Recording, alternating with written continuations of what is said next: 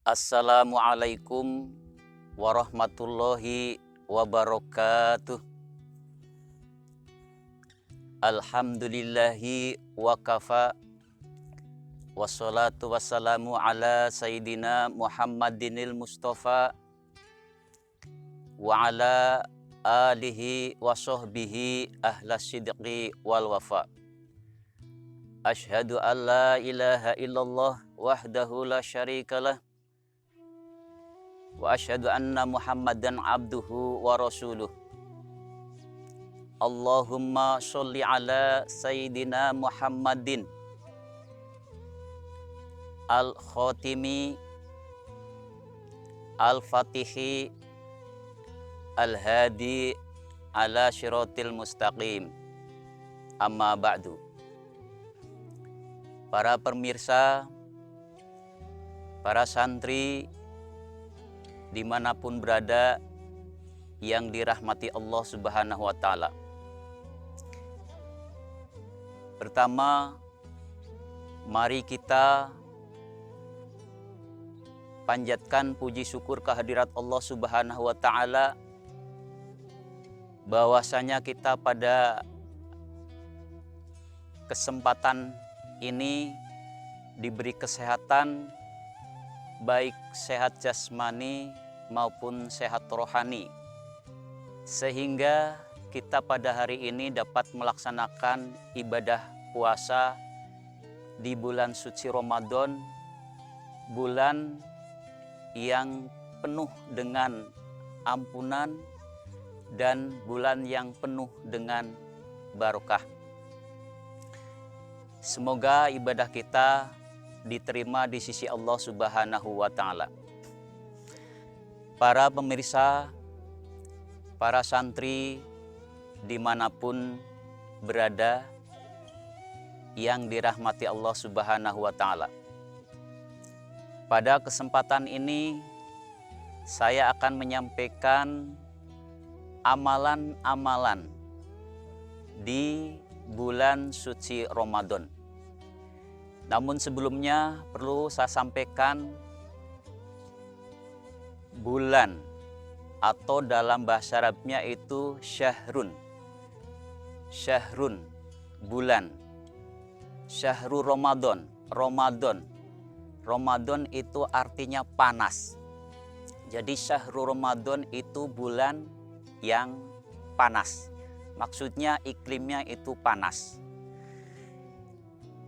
Nah, karena itu kita beribadah di bulan Ramadan ini banyak sekali tantangan, sehingga Allah memberikan keistimewaan di bulan suci Ramadan ini dengan bulan yang penuh maghfirah dan penuh barokah. Para pemirsa dan para santri dimanapun berada, pada bulan suci Ramadan ada beberapa hal amalan yang baik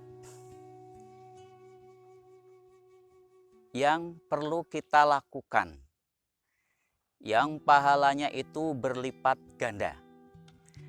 Amalan-amalan itu diantaranya, yang pertama, menyegerakan berbuka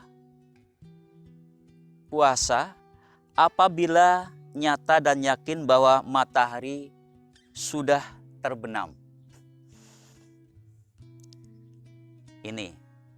Kemudian pada saat atau sebelum berbuka puasa, kita disunatkan untuk membaca doa sebagaimana yang masyhur, yaitu Allahumma lakasumtu wa bika amantu wa ala rizqika aftartu dzabaha doma'u wabtalatil uruqu wasabatal ajru insyaallah. Ini yang masyhur yang biasa kita lakukan setiap kita menjelang berbuka puasa. Kemudian pada saat berbuka puasa disunatkan dengan diawali makan kurma. makan kurma yang basah atau rutab, kurma yang masih gemading. Nah, apabila tidak ada kurma yang masih gemading dengan kurma yang biasa kita peroleh, ya, beli di toko-toko atau di warung-warung. Seandainya kok tidak ada kurma, ya makan makanan yang manis sebagai pengganti kurma. Jika tidak ada makanan-makanan yang manis, bisa dengan minum air putih. Ini yang biasa dilakukan oleh Rasulullah Shallallahu Alaihi Wasallam. Selanjutnya, amalan sunnah berikutnya, yakni makan sahur sesudah tengah malam, dengan maksud supaya menambah kekuatan ketika kita puasa.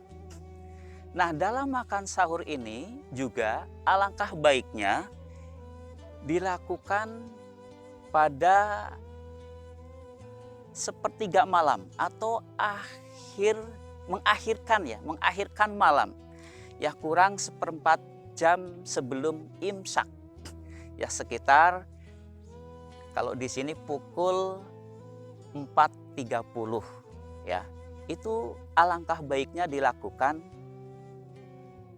makan sahur, atau pukul 3 lah, pukul 3 sampai pukul 3.30 atau sebelum imsak itu, ya, itu sunatnya makan sahur. Nah, makan sahur itu hukumnya sunat, bukan wajib. Jadi jangan sampai ada pandangan yang keliru, kenapa tidak puasa? Karena tidak sahur. Nah, itu keliru, ya. Jadi sahur itu hukumnya sunat, ya, sunat, dan dalam sahur itu penuh dengan barokah, ya, penuh dengan barokah, ya. Tasyaharu fa inna tasyaharu barokah, ya. Bersahurlah kalian karena di dalam sahur itu mengandung berkah, ya. Tasyaharu fa inna fis suhuri barokatun, ya. Ini tasyaharu fa inna fis suhuri barokatun. Sahurlah kalian karena di dalam sahur itu berkah. Selanjutnya, amalan yang ketiga, memberi makanan untuk berbuka kepada orang yang berpuasa. Memberikan makanan, bersedekah kepada orang yang sedang yang akan melakukan berbuka puasa. Nah, ini pahalanya berlipat ganda. Ya, siapapun, tetangga, saudara, atau dimanapun berada, ya, kalian memiliki makanan, kemudian ada orang yang akan melakukan berbuka puasa, kamu beri makanan untuk berbuka puasa karena sudah waktunya berbuka puasa. Nah, itu akan mendapatkan pahala yang luar biasa. Selanjutnya, amalan berikutnya, memperbanyak membaca Al-Quran atau tadarus Al-Quran, sebagaimana yang dilakukan oleh ulama-ulama terdahulu. Setiap malam bulan suci Ramadan, kemudian paginya, siangnya, selalu banyak tadarus Al-Quran. Bahkan Imam Syafi'i itu dalam satu bulan itu dapat menghatamkan 60 kali hatam Al-Quran. Luar biasa. Coba kita kira-kira berapa kali satu bulan ini menghatamkan Al-Quran. Ya, upayakan paling tidak minimal satu bulan itu sudah bisa hatam 1 kali Al-Quran. Minimal. Nah, kemudian amalan berikutnya, banyak-banyaklah melaksanakan sholat sunat, ya, sholat sunat, ya, ketika malam hari sholat tarawih, silakan, ya, lakukanlah 11 rakaat dengan witirnya, ataupun 23 rakaat dengan sholat witirnya. Semuanya itu baik, semuanya baik. Ya, 11 rakaat, 23 rakaat dengan witirnya itu semuanya baik. Yang tidak baik adalah yang tidak melakukan sholat sunat witir. Kemudian ketika menjelang sahur, melaksanakan sholat tahajud. Jadi sholat tahajud dulu, kemudian makan sahur. Dan sholat sunat lainnya, ya, sholat sunat rawatib, sholat sunat duha, dan sholat sunat lainnya yang diajarkan oleh Rasulullah. Selanjutnya, iktikaf di masjid. Nah, tapi karena kondisi yang seperti ini, ya kita tidak perlu iktikaf di masjid, cukup beribadah di rumah saja. Selanjutnya, amalan berikutnya, menyegerakan mandi wajib atau mandi junub sebelum terbit fajar, sebelum imsak. Karena apa? Karena dengan segera melakukan mandi wajib, bisa melaksanakan ibadah puasa, bisa melaksanakan ibadah-ibadah lainnya, dan tidak mengkhawatirkan air itu masuk pada lubang yang menurus ke perut. Ya, karena kalau sudah puasa, lubang kita, mulut, hidung, telinga, kubul ataupun zubur, kemasukan air atau kemasukan benda lain yang masuk ke lubang, masuk ke perut, ini maka puasanya batal. Sehingga sebaiknya itu jika yang menggantungkan junub habis bersenggama, ya, suami istri atau mimpi keluar mani, nah ini segeralah mandi wajib sebelum terbit fajar. Selanjutnya, amalan berikutnya, ya, menjaga jangan sampai berbicara yang kotor, yang tidak baik, yang tidak pantas diucapkan. Ya, karena ucapan-ucapan yang kotor, yang tidak baik diucapkan, ini akan membatalkan pahala puasa. Bukan membatalkan puasanya, tetapi membatalkan pahala puasa. Jadi puasanya hanya memperoleh lapar dan dahaga, tetapi tidak memperoleh pahala.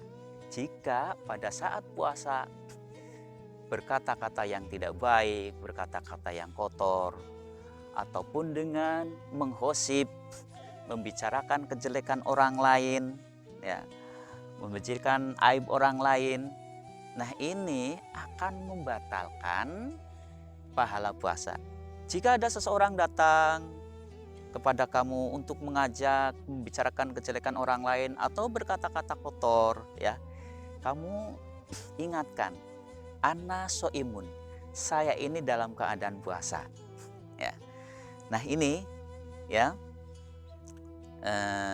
beberapa hal sunat-sunat, amalan-amalan yang baik yang dilakukan pada saat kita puasa. Sekian, lebih kurangnya mohon maaf. Assalamualaikum warahmatullahi wabarakatuh.